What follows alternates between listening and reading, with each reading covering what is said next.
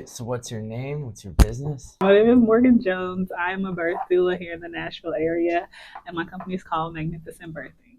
Where'd you grow up? Was it in Nashville? Are So you I from grew up Tennessee? in Jackson, Tennessee, and I moved to Nashville about 5 years ago. Why'd you move to Nashville? Better opportunities, more open-minded people, and just a change of scenery. Yeah, is your business doing better here? Much better, Yeah. mainly because I am in the natural birth space. So I prefer moms that are birth center or home birth, wanting to do no medicine, all natural, physiological birth of letting their body do the work. And unfortunately, a lot of people have not caught on to that concept. Is that like a trend, or is it like, has it been a trend before? Because I was born that way. So I would say like we were born like women were made to do it, Well, right. but at the same time market, I say hospitals have phenomenal marketing, right? Just because of the simple fact that they know babies are going to be born every day. So how can we get these people in here and make the most money possible? And so they use fear tactics to trick women into believing that their bodies can't do it and they need the medicine or they need the doctor's help, and so they surrender Well, to. plus for generations, people are just used to doing that, so they don't even think about not doing it because you grow up like, oh, they're having a baby, they're going to the hospital, Mm-hmm. right? So how do you get your word out that there's a better way and get people kind of considering not going to the hospital? So I'm still figuring that part out. Just because by the time I notice the lady is pregnant, it's too late, right? They already have, because by the time you can see the bump, they're like 5 to 6 months in already. So they already have their established care. They're already going to routine prenatal care. So figuring out like working with midwives or just finding my niche or like finding my space to communicate my niche. Um, Still figuring that part out. Yeah, so you have to figure out how to pull them out of the hospital, I don't want to pull them out of the hospital but because giving them a better option because they yes, don't even know it's there, a lot of people. yes, and just like I prefer to meet women when they're in the planning stage, right? Because by the time they're pregnant, the adrenaline is high and it's running, and trying to convince them of better options is a little bit more tedious and a little bit like that. And working through that anxiety and that stress is a little bit more of a process, but it can be done. I've seen it done a million times. It's just getting in front of those women.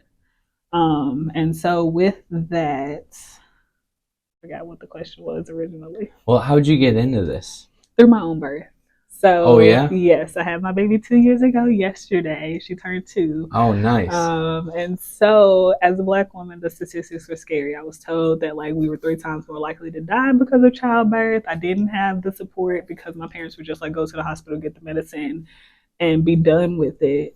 And I was like, no, I want to, like, my body can do it. I want to do it. Plus, I'm not a medicine person anyway. So I was Hmm. like, I don't want to drug my baby. Exactly. Yeah.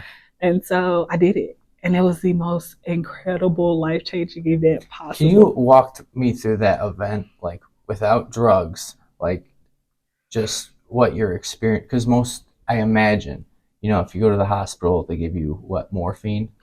It's a concoction, right? So there's morphine, there's fentanyl, there are a bunch of different drugs, hardcore drugs, Hmm. that are mixed into the epidural, and it depends on the hospital, depends on what they mix it with. So not every epidural is the same. Okay, but so they're getting opiates and whatever else. So obviously that's gonna lower the pain Mm-hmm. and the bad experience, Mm-hmm. but that would also take away from that good experience too. And I want to know, so take me through that bad experience and all the way just through that experience without the drugs. So nothing was bad, right? We're made to do hard things. Right, yeah. And But I mean, like uncomfortable. it Yeah. is, it can be uncomfortable, but what most women don't even realize, the contraction only lasts 90 seconds. You hold your breath for 90 seconds. Like once you get through, and that 90 seconds is towards the end, your baby's ready to be, um, I want to say it's a natural rejection reflex, right? We're taught to push, but at the same time, your body naturally ejects your baby. So once you get to that 90 seconds, you're done. So for the most part, starting out, so I'll walk you through my birth. Right, as a first-time mom, I gave birth at 40 in a day. My contraction started at around 4:35 a.m. and I'm around 9 o'clock. I text my doula and I'm like, "Hey, can I take something for this? Because like it's getting like because they felt like period cramps at first. So I'm like, it's kind of getting uncomfortable." And she was like, "Well, are you timing them?" I'm like, "No." So then we start timing them using the contraction timer, and it's like, okay, well, it's time to get ready to go to the hospital. And I gave birth at the birth center. So my kid's dad was at work. I called him. I was like, "Hey, it's about time." He comes home. He takes me to the birth center. I get there. I'm 1 centimeter dilated. We got to get to 10 in order to get that baby out. But that's at around 2 o'clock, and I'm 1 centimeter. I had my baby at 5:55. Mm. Unheard of as a first time mom, right? My water broke. 30 minutes later, my baby's out. Unheard of. And so the main thing is staying calm, knowing, trusting your baby and your body, knowing that you can do it, and having a support team that encourages that process. Yes, it's uncomfortable, but it's uncomfortable for 90 seconds. Right, but what was the feeling after the birth like? Because you weren't on drugs to like make the feeling go away. So that's So like what I are was they missing out on? walking around. I was able to actually enjoy my baby. I was conscious. I was present during the whole process. Yeah. Right. Versus like when you do have the medication, you're disconnected from your body. And when you're disconnected from your body, you're also disconnected from your baby. And then you still have to come down off of those drugs. So you still have to regain your composure, make sure you don't go into shock or your body doesn't do anything that like rejects the drugs. And that's another reason why women have to stay in the hospital for that couple of days, is just to make sure their body regulates back to normal.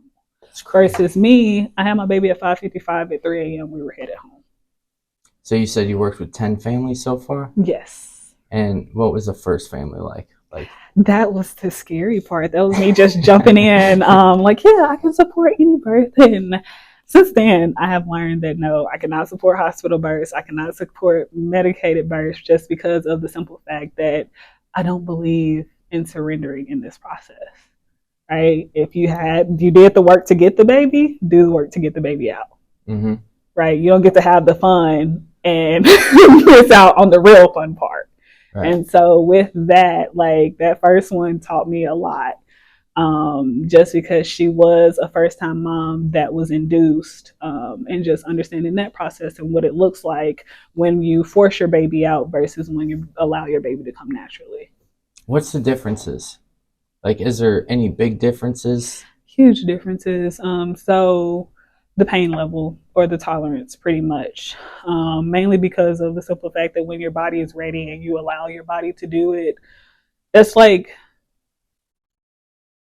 I'm trying to think of when your body is ready and you allow your body to do it, it's a much smoother, quicker process versus if you force your baby out. That's like me trying to punch a brick wall. Just because of the simple fact that if your cervix is not ripe enough, that's what's happening. And that's why so many women end up in C-sections, because they're on this timeline, this man-made timeline of, oh, you got to get your baby out, but your cervix is not ready and you're not dilated and your baby it's too high up and it's not ready. So therefore, once you start that induction process, even though your body's not ready to eject your baby, they're just going to cut it out. So that's why the C-section rates have gone up, because so many people are opting to get induced because it's more convenient. And then you're healing from a life-changing surgery while transitioning into motherhood or adding more kids into the already. How is this normal? You know, like, how is this only in America? Right? Only in America. Yeah. Only in America. So, unfortunately, they found a way to make money regardless. So, how did you come across that first family, and how did you? She was my hairstylist. Oh, so, yeah.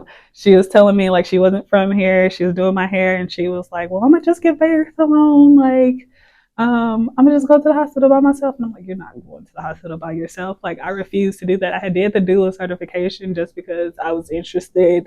Like I said, through my own birth, I was empowered, I was inspired, but I was scared. And so God was like, "Look, I gave you this gift. Now go use it."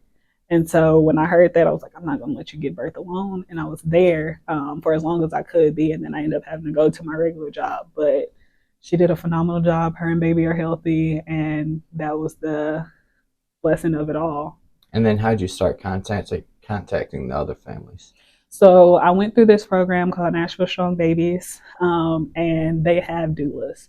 And so when I told them I wanted to be a doula, they're just like, "Come on." Wait, what's a doula? I have no idea. So essentially a birth coach, right? So I support, encourage, and empower women through preterm or prenatal and pregnant, like labor.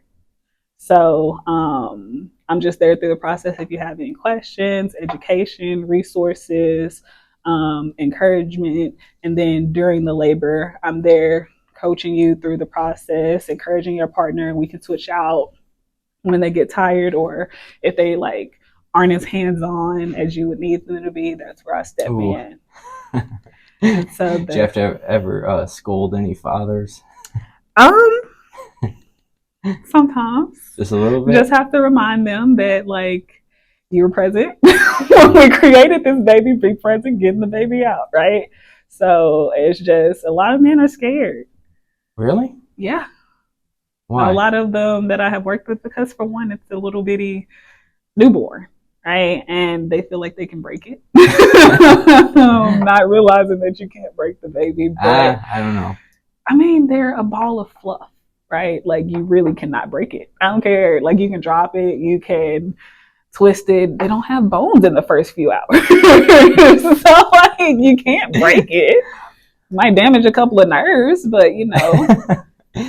So you're just the doula, right? Mm. And then you work with a midwife?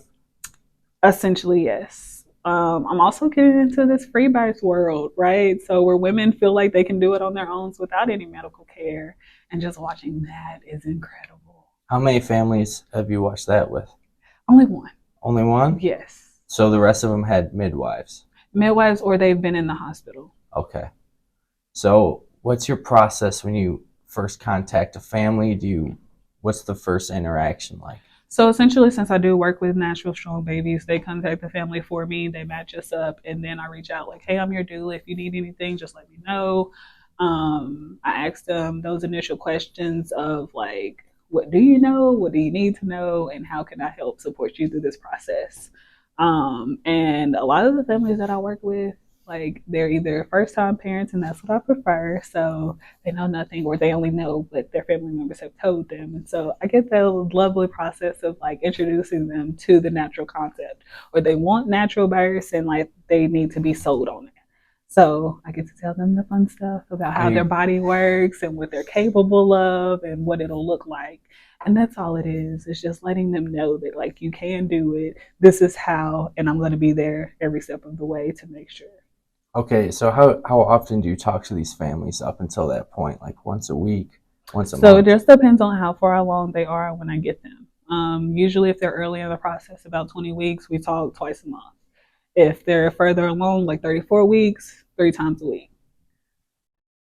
And then do you develop a relationship, a bond with these people? Yes. Yeah. Very quickly, just because you have to. I'm going to see you in your most vulnerable moment, right? Yeah. Like, are you sitting there crying with them after the baby's born? I don't cry with them, but I am excited for them just because of the simple fact that like there is nothing more powerful than a woman that pushed a baby out. Well, it's a crazy moment. I mean, all of us started at that moment. You know? Everybody has to be born. Yeah. And I get to be a part of it, and just watching my babies grow up. Like the first baby that I supported, she just celebrated her 1-year birthday. Ooh. And I'm just like, how has it been a year already? Yeah. Right? Like, it's crazy just seeing them from their first moments of life to when they start walking or when they start talking. And so it's not like they lose me after the baby is born. Like I'm still there. And it's a beautiful process. Yeah. So you're like, this is your life, this job. You obviously love it. I mean, it's intense. You know, it's not something boring and something you don't care about. This is like an important thing. So real birth is actually very boring. Oh, really? Yes, like you might have some moments of those intense contractions of where we move, we massage, we do. But for the woman, like when you do it, you're not just screaming your head off. You're breathing. You're actually breathing through your contractions. You're just laying there waiting for something to happen, or you're playing. I had one mom coloring in her birth. Like, you just like try to make it as fun as possible until the baby arrives, and it usually takes some time before you get there. That's the exciting part. So do you just sit there and hang out with them? And we talk, we play games, we laugh, we tell jokes. See, that would actually be a fun idea. Do a podcast during it. Birth podcast. Yes, where you see the real of it. Like, you see it on TVs and it's dramatized for ratings, and that's some women's only exposure of what a birth looks like. Just imagine going in thinking like, I'm going to be in all this pain for all this time, and it's a miserable experience. It doesn't have to be that way. I don't believe that it's that boring. Watching a woman give birth naturally, I can't believe that. But I would love to show you my birth video because of the simple fact that yes, it is that boring. I know they can't see it, but that looks scary to me. Why? I'm literally laying in the tub. I had because me and my brother were born with a midwife at home, and I remember, I don't remember the actual birth. There was like a pool in the kitchen, and I just remember my grandparents had to take me out because I was screaming. I think I walked in and there was blood or something. I freaked out, and they had to like take me out of the house. So yeah, there is blood. Just like a woman bleeds for a week, a month. But that's intense. That's not boring. Is it intense because our body is shedding? It's intense for me. Yeah, because you know, especially at 5 years old. What is going on? So yes, especially at that young, it can be because you don't know what's happening. But when you're comfortable in your abilities and you know what's going on and what to expect, it's not like, it's normal. So are you in touch with all the families that you've helped so far? Some of them, yes. Just because life does get busy, it's hard for me to keep in contact with everyone, but I do make sure to check in every so often to see how they're doing. Well, it seems like, you create a really strong bond with that, and then, keep in touch for a while. It just seems like one of those jobs. Yeah, of course. Of course. Just because of the simple fact that I was invited into your most sacred moment and vulnerable space, it'll kind of be hard to just forget about you. Yeah. So yes. So that part of it is intense as well. Oh yeah. Just because life does get busy, and I hope my families never think I forgot about them. But yeah. I do. I am a mom to a 2-year-old, so she keeps me on my toes as well. Oh, I bet. So you're in business for yourself, right? Yes. And then you just work with the company that finds you the clients. Yes. So all your clients, they've went to this company kind of searching you out pretty much. Not searching me out, searching for a doula, just because I am a community doula. So what that means is in women in certain area codes, and they work with the ones that were in the highest infant and maternal mortality rate zip codes. So they offer, the client themselves don't pay me, the health department does. And so I prefer that just because it takes a little bit of that pressure off of the families, and they get to focus on the support and not how to afford it. Okay. So yes. So you plan on staying with that then? For now, yes, just because lead generation is time consuming. And so it's nice to just have somebody to do it for me versus when my kid gets a little bit older and a little bit more self-sufficient, I do plan on taking more time to invest in my business. Well, so if someone was looking for you to be their doula, they'd be able to contact you and you'd be able to point them to the company. Yes. Would they be able to, request you? Yeah, absolutely. Okay. So yes, they would, when they could contact me directly. Unfortunately, I don't have a website right now, but my phone number and Facebook are the best way to reach me. And then if they do qualify for the Nashville Strong Babies program, then they could definitely request me. Okay. So yes, I have worked with a couple of families that have paid out of pocket for my services. It was just they knew me. Right. Well, would you accept that if people? Yeah. Okay. Absolutely. So what'd you do before this? What didn't I do? So I am an Army reservist. I still serve. I've done Mary Kay. I still am a beauty consultant with them. Wait, what's a Mary Kay? Yes, What's so it that? is a cosmetic company. So we Okay. focus on skincare and makeup. Oh, nice. So yes, I give the gift of giving women pampering sessions for free. So it is a phenomenon. Like serving women is my heart. Yeah. Literally, however I can help. Just because for one, I am a woman and I go through the same thing that most women do go through, and life is hard. It's challenging, and if I can help or take some of that load off, why not? So yes, that, and then I worked behind the desk of a hotel since I was 18. So customer service is my passion. Oh, really? See, I'm terrible with customer service. I'm horrible. Why? I don't know, just talking to uh people just get crazy sometimes. I worked at the Cinnabon one time. I worked there like 2 weeks and I refused to work cash register. I was like, no way. And then they finally put me on cash register. 2 hours I was out. I told them I'm gonna take out the trash and I just went home. Oh, see, I love meeting people, like, cause you never know who you're gonna meet or what story they have to tell or like what adventures life have taken them on, and so just by striking up a conversation with anybody, you can learn a lot. Oh yeah, I agree with that. My problem is the situation, right? Mm-hmm. The situation I meet people in. If I'm out and about on my own, Yeah. I can meet people no problem. When I'm forced to like put up Mm-hmm. with someone I don't want to meet, it gets bad. I feel like those are the funnest people.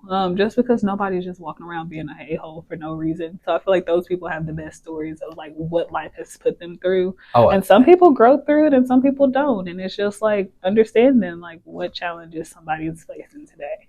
yeah. Well, see, that's a strength that you like that. That's one of my biggest weaknesses. It's like I have to talk to somebody. Like, are you crazy? Yeah. And that holds me back in life a lot. I feel like. Because life's So, all about are you very connections. extroverted? Yeah.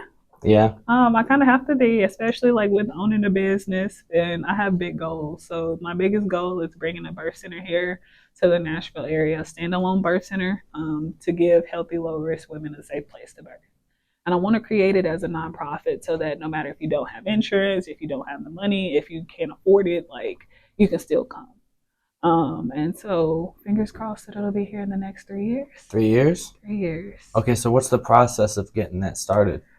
Everything from forming the LLC to forming the nonprofit to getting a board to finding the location to put it to getting the funding to finding like staff to service it because it will include the wraparound services and it's a very big vision, but What's the wraparound services? so not only will you have a safe place to give birth, but you'll have group prenatal care, you'll have support groups for dads, you'll have yoga, meditation classes, you'll have that childbirth education, you'll get your doula, you'll have nutrition classes, like you'll be able to get a trainer to work out to get you in fit because birth is a marathon, not a sprint, right? And so if you can make it through the hard moments, then you can make it through a birth. That sounds exciting. Are you more excited or scared about starting all that? I'm more excited Yeah. because it's necessary and it's needed. Because more women are moving to the natural approach and believing in themselves, and they just need the tools to be able to do it. And so, being able to be a part of offering them that is incredible. Yeah. And you're obviously passionate about it. So, Yeah. like, I get excited about it seeing you be excited about it. Thank you. So, yes, it has not been easy thus far, but we're making it day by day. So just figuring out our space and finding allies and supporters who actually believe in the mission. Well, I feel like over the past few years, people have been searching for more of natural stuff like that. Mm-hmm. And have you seen that? Yes, and I've also seen an uptick in pharmaceuticals and processed foods and all the things that keep our bodies needing to be medicated to function. So it's How do you go about, because a lot of people I grew up with, uh, if you're eating McDonald's every day, chips from the gas station, drinking pop, uh, if you just grew up doing that your whole life, you don't even know you feel sick because that's all you have nothing to compare Compared it to. to. So for people like that, what's your approach to get them to see that? Because you tell people, you're like, you have no idea that you feel sick right now because that's all you know. And So then they're not sick, right? It's all a belief. It's well, what there's a huge difference when you're eating like natural food and not, eating and drinking garbage. It's like a complete different feeling in life, but they don't know that feeling. So how do you uh you don't. You meet them where they are. I'm not going to change your lifestyle because I feel like something's better. If that's all you know, that's all your body knows. And what people don't realize is we get new cells every day, and every 7 years you have a completely new body, right? mhm. So if that's all you're used to, that's what your body functions off of. Versus if you had this healthy way of living and then you transformed into like eating trash every day, then your body's going more into a shock because it doesn't know any better. Can it go in the shock the other way? Yeah, Really? because of the change, right? Your body has like it takes that adjustment period of getting used to the new normal. And so that's where that is.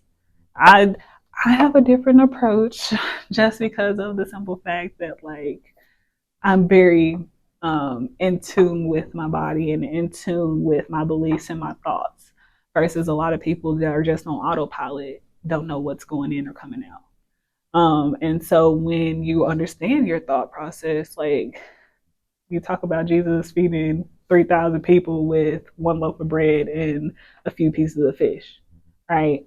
Like you read like Bible stories and you hear people survive off of just water, or people that fast, or people that do different things. If that's their normal, that's all they know. That's what their body functions off of, right? Like I'm wonderfully and uniquely made.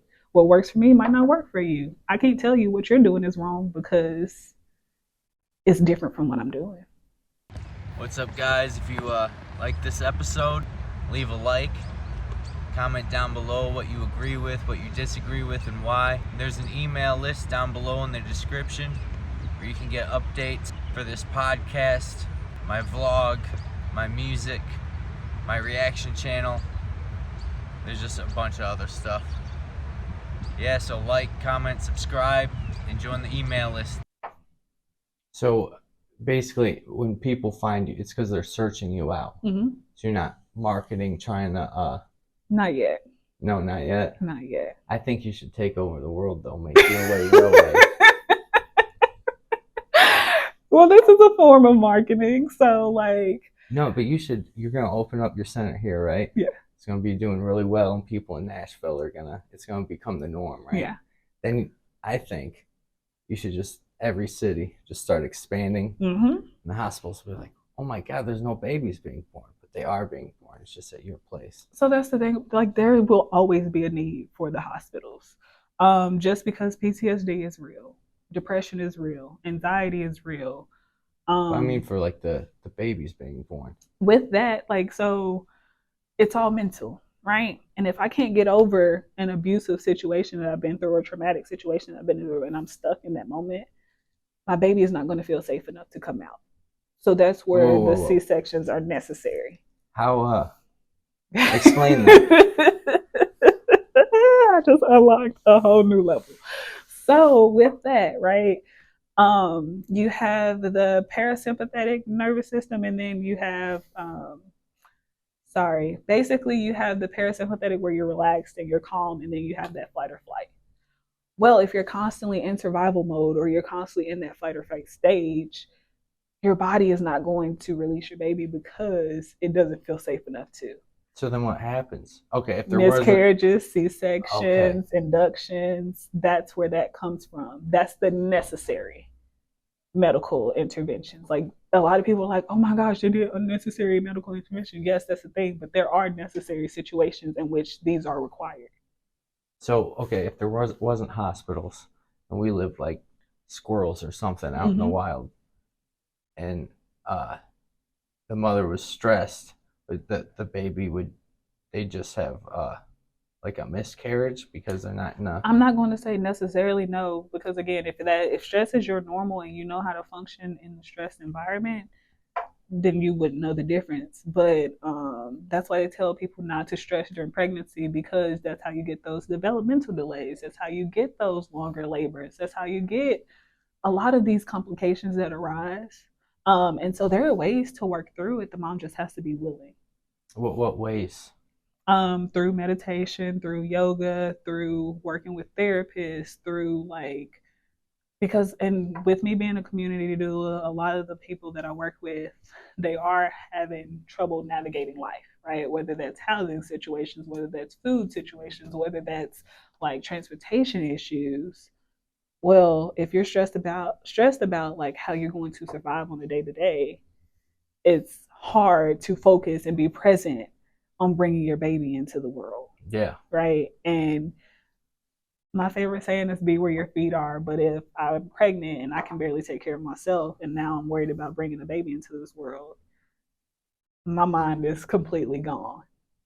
And so, what I believe is that that's what causes those complications. Okay, so how do you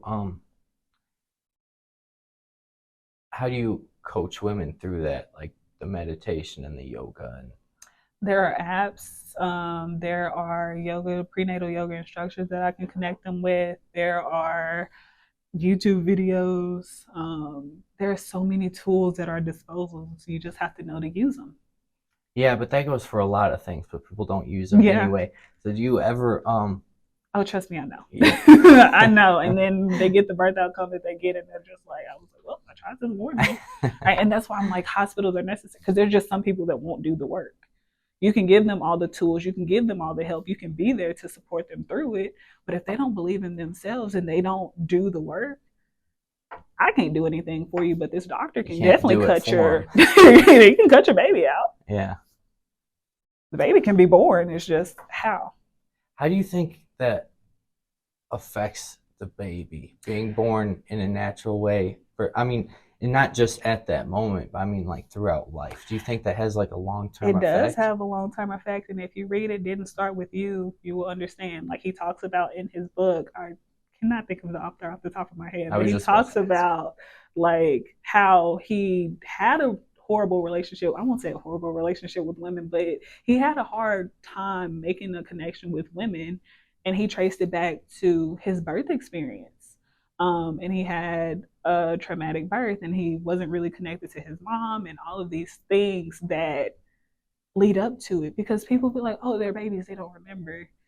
Well, yeah, they remember everything. It's just if they can communicate whether they remember it or not.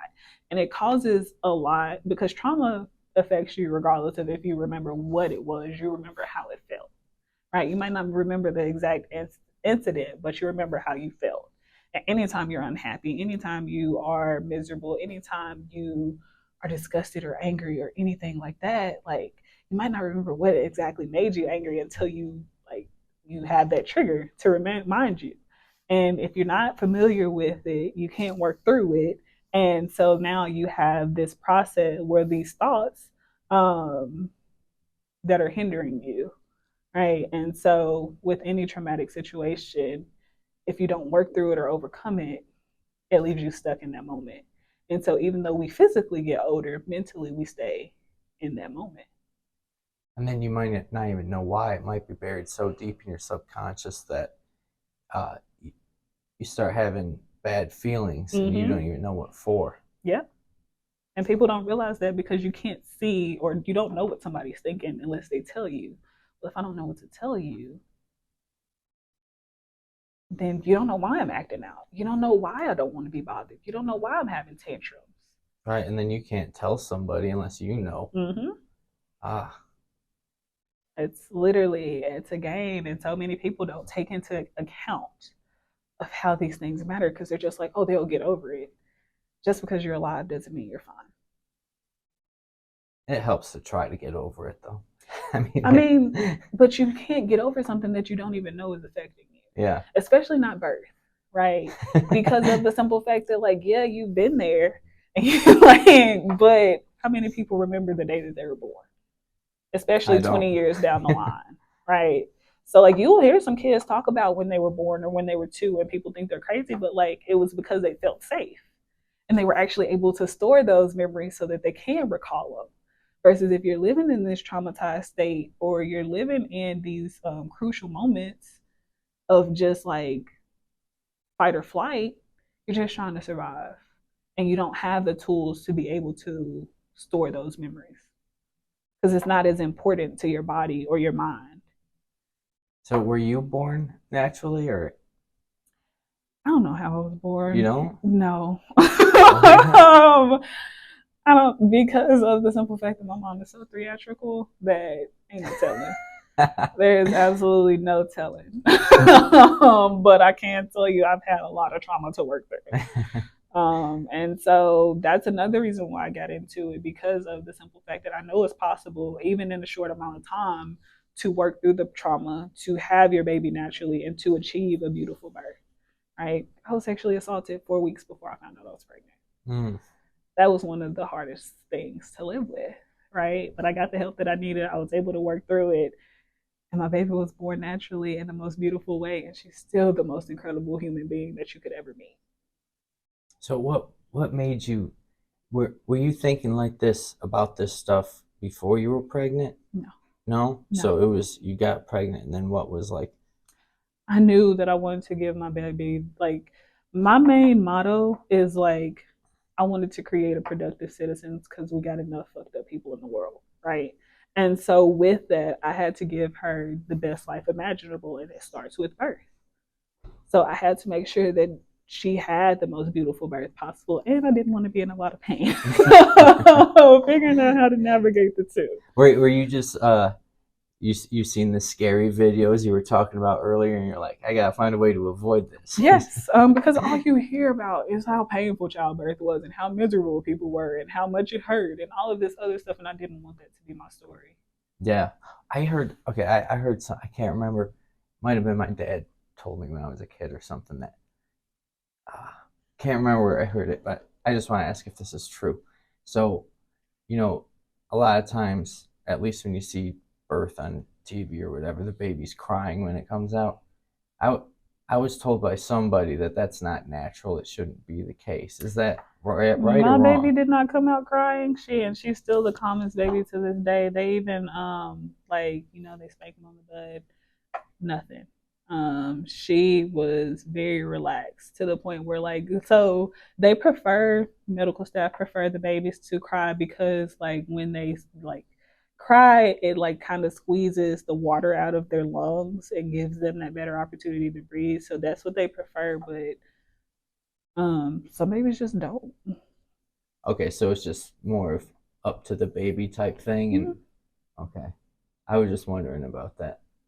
I say that there will be people that disagree with it, and there'll be people that disagree with everything that I have just said. But from my experience, yeah, no, like, they don't have, like, mine didn't for a long time until she was hungry. And she let me know, like, but that's their way of letting you know things too, because they can't simply have a conversation. So if something's wrong, they're gonna let you know through crying it out. Yeah. And so that's how you know either they're sleepy, they're hungry, or they need to be changed. So after you're working with the client and they give birth, do you uh do your services go beyond that at all, or I is it? am not a postpartum doula, but I do know some incredible Oh, there's a postpartum word doulas. for that. Okay. Yes, I am only a birth doula. That's where my passion lies. Postpartum is a very hard period, and just because of the simple fact that I'm technically still in that postpartum period and still learning, I don't feel like my expertise is just necessarily there. Um, How long does that uh period last? The postpartum, it like, depends on what, there are people with 20-year-olds still going through postpartum.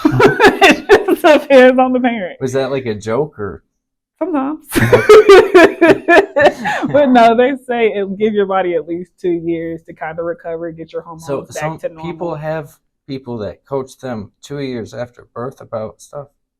I mean, Wow. but it just depends on the doula that you work with. Like, if one of my moms called me today and be like, "Hey, I need you to come watch my baby or sit with me or come have a conversation," and I have the time, I'm there.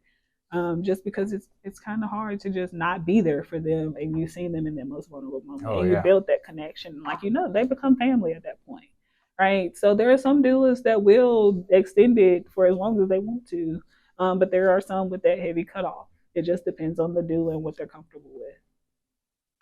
All right. So, how does yoga help with this? Yoga and meditation. Is it all just about mindset? It is all about mindset and training your mind to be present, regardless of what's going on in the past or the future. Staying in the moment, just because that's where the magic is. And so many people live too far in the future, or live too far in the past, and they miss out on the important parts of life, which is right now. So, were you into yoga and meditation before pregnant? No. No. So you got this is all because you experienced it. Yes. Yes. And I will say it changed my life tremendously with just being able to control my thoughts and just being able to stay. I still struggle with being still and letting go of like worry and anxiety, but at the same time, that's where a lot of that depression and anxiety comes from, right? Is when you're anxious when you're living too far in the future because you're focusing on things that are out of your control, right? Depressed when you're living too far in the past. So, therefore, when you learn how to stay present in the moment and you focus on right now, you take it one moment at a time, it gives your mind that mental peace that you need to be able to exist. I think, what else you is there anything else about your business you want to say? I am taking all mentors. I'm taking guidance just because not only am I new to the doula world, but running a business itself is incredibly difficult. Yeah. So, any tips, tricks, or like guidance, I'm here for it. So, have you looked for mentors? Yeah, I have a couple. How do you? Oh, you have a couple. Yes. How do you even go about finding mentors? So I've done a couple of business programs, and I love Nashville because they have the Nashville Incubation Center, they have the Entrepreneur Center, they have Corner to Corner, they have all of these programs which are either free or dang near free that will walk you through the process of running a business. It's just with my niche being so unique, and a lot of people not understanding the whole like not birthing outside of the hospital, it's a little bit more difficult to There's find. people that don't understand. Yeah, they don't feel like they can birth outside I the. feel like you could get your message out easily. No, so there are so many closed-minded people. Like I said, hospitals have phenomenal marketing to where they have convinced people that like you have to give birth here, or what if something goes that what if something goes wrong, right? And people are scared to take the risk. Okay, I can see the risk aspect. The thing is I think I've known a lot of people with pets and stuff. There's no pet hospital for it, is there? I don't know anybody who's taken their dog or cat to the hospital to give birth. I would be like nowadays. I wouldn't be surprised. I would not be. But everybody's so scared of everything now. It's Yeah, just like breathe yeah, and let the moment happen. And whatever happens is what needed to happen. Right. And so many people are scared to feel that negative, like we need the negative to balance out the positive. You're not going to live a positive life every day. yeah. And if you expect to, you're just gonna make everything more negative. Mm-hmm. And so just having people understand that, granted, there are people moving in from the more freer spaces like New York and California to where they're like, oh, we can do this. And so hopefully meeting some more of those people and hopping on that train. But born and bred in Tennessee, I don't. They prefer hospitals here. Up to this point, though, you're gonna Mm, change that. yeah, hopefully.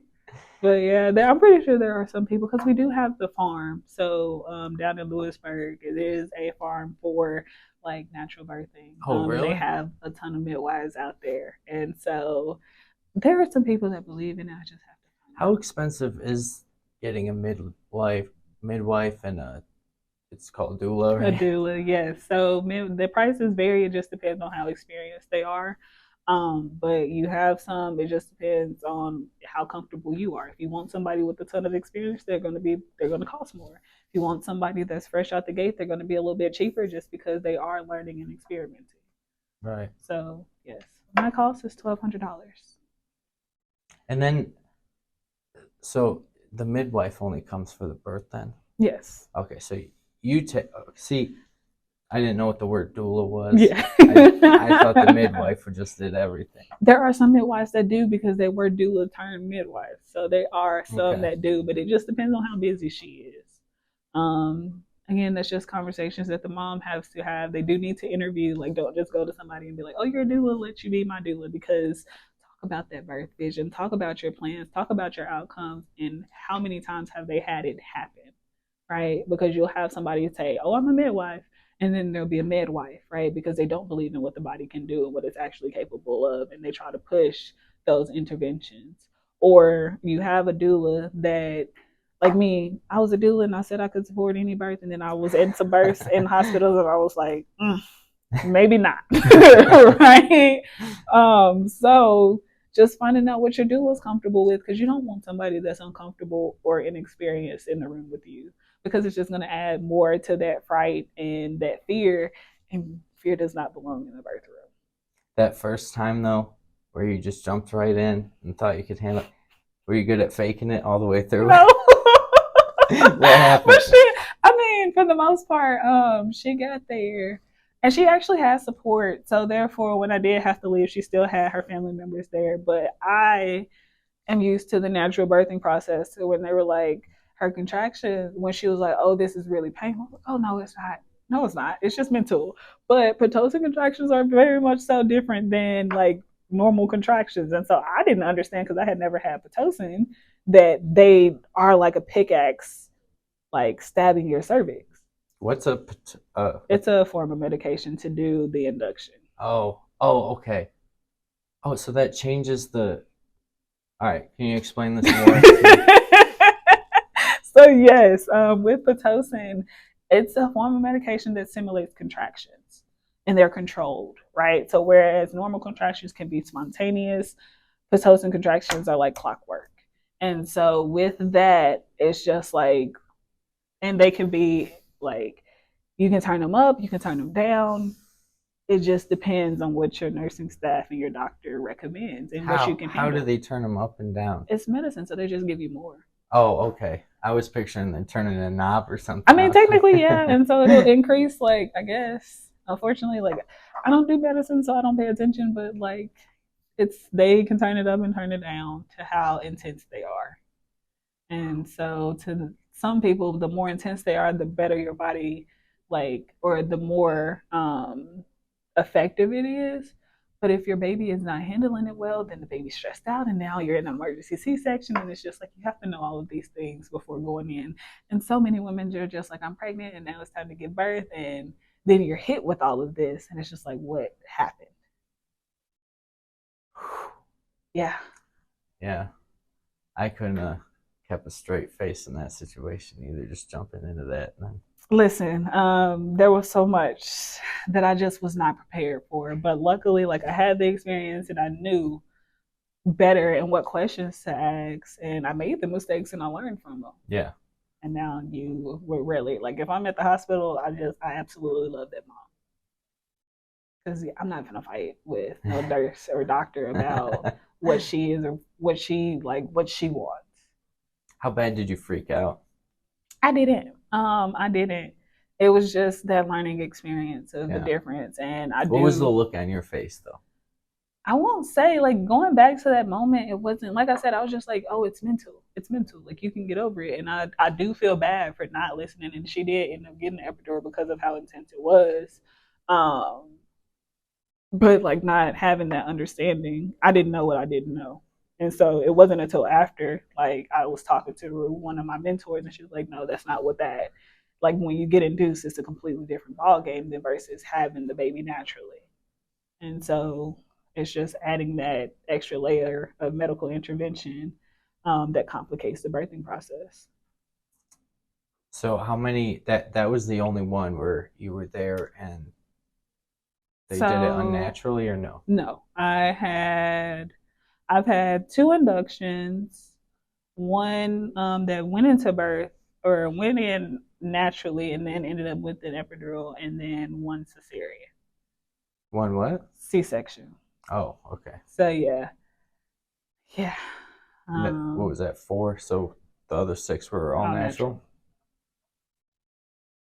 So yeah. Is it always in a pool? No, I did have a couple land. I had one give birth all naturally in the hospital. I'm so proud of land? her. Yes.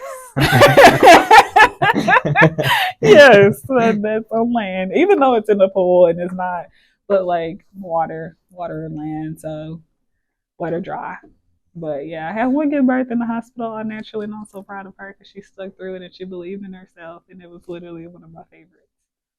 But for the most part, all the other ones were either at the birth center or like they didn't make it to the hospital, so it's even better. Oh, that's even better. Were Cause they on their way? yeah, it doesn't like when you're giving birth. It doesn't matter where you give birth. Your baby's coming Okay, out. but think about the driver. But they don't freak out. Just don't freak out. We were made to do this before we had buildings. Where do you think we gave birth at? Buildings are a new concept. We didn't always have them. Yeah, Antibiotics, but I mean, before sterilization, those are buildings, you new. also didn't have a car you had to That too, clean right? out and stuff after. Just imagine. You better take you some towels. Is there stuff like that that you tell mothers that they need? Yes, so we definitely go over packing lists. We do a couple of birth rehearsals before the actual day to make sure she's comfortable. Wait, a birth rehearsal? Yeah, So how is that? Is it essentially just practicing, right? So say you went into labor right now. What do practicing you the do? coloring book? Practicing the preparation, right? Like making sure you get your bag, making sure like you do what techniques are you comfortable with, what positions are you comfortable with, what does your partner do, what does your partner feel, going role playing those scenarios so that it's kind of ingrained, and when you get to the hospital it's second nature.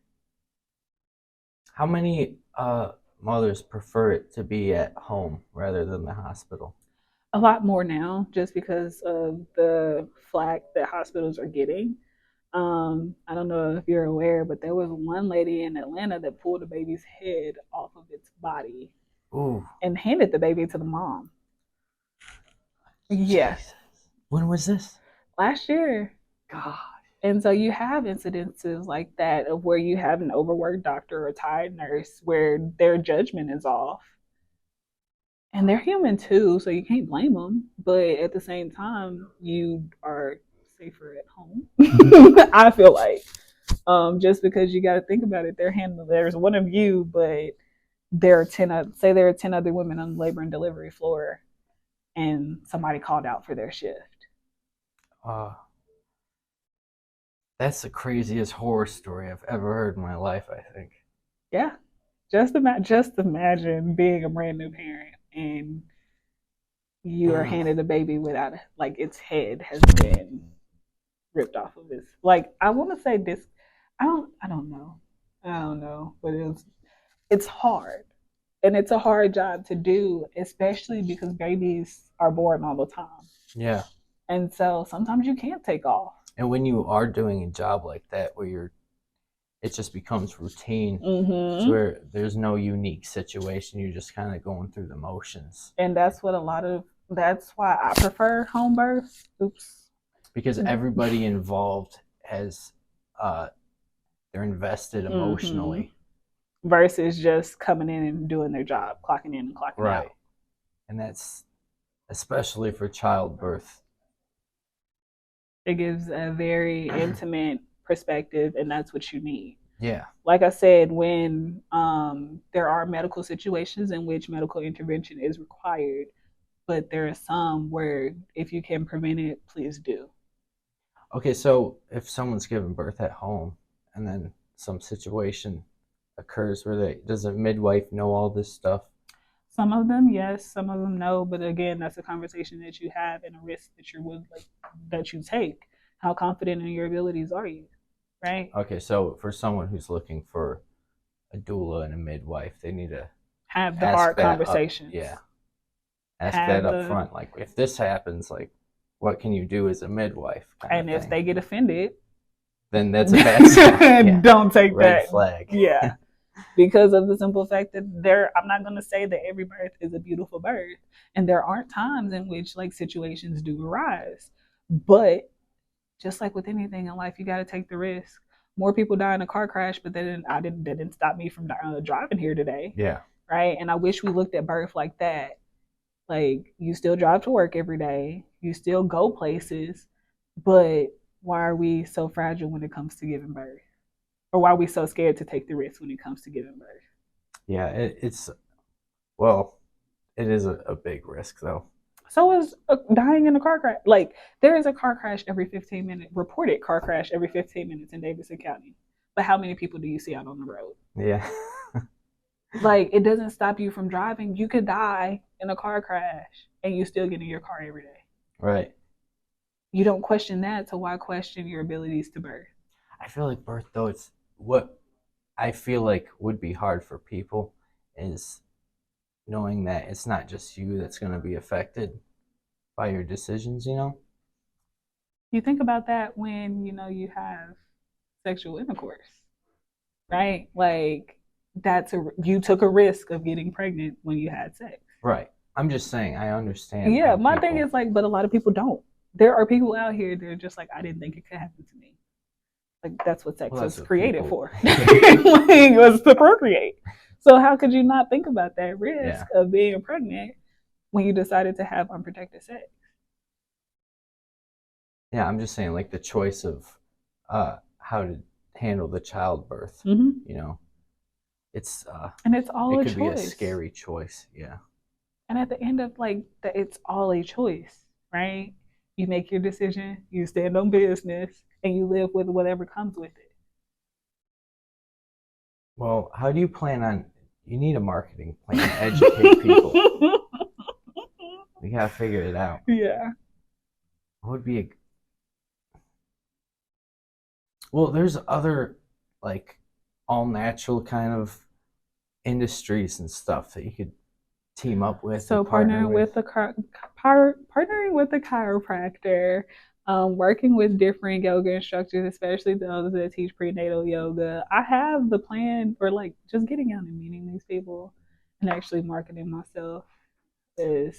Well, how many yoga people do you know? Probably a lot, right? Like 2 or 3. I won't say a lot, but yeah, I do. These places have I don't even know if this is a thing anymore, but where you post your business card on the little bulletin with a thumbtack. So, I'm pretty sure, like, I could definitely go put business cards. You don't have business cards yet? No? Oh my gosh. I use my phone. I am an in-person. Because, like, yeah, I can put my business card up, but how many times have you been in a coffee shop and just walked past that bulletin board? Well, yeah, that's what I was just thinking is no one's looking at it because they're too busy looking at their phone. And so it's just like actually getting out there and building that connection and building that rapport and meeting people that are willing to do it the natural way is something that I have struggled with. So any tips or advice that anybody has for me, please, I'm all ears. But I've also found a happy medium in still being able to get clients from that referral partner. And so just building that referral network and being able to actually like support the moms is crucial. Or getting to a place where my clientele is consistent enough to where I can still pay my bills and be able to do what I love. Well, that's the dream goal for everybody. You'd think so. But it seems like a lot of people, they don't make that jump in because they're afraid of that your first experience, right? As you jumped in, you were confident, you thought you knew what you were doing, and then shit went wrong.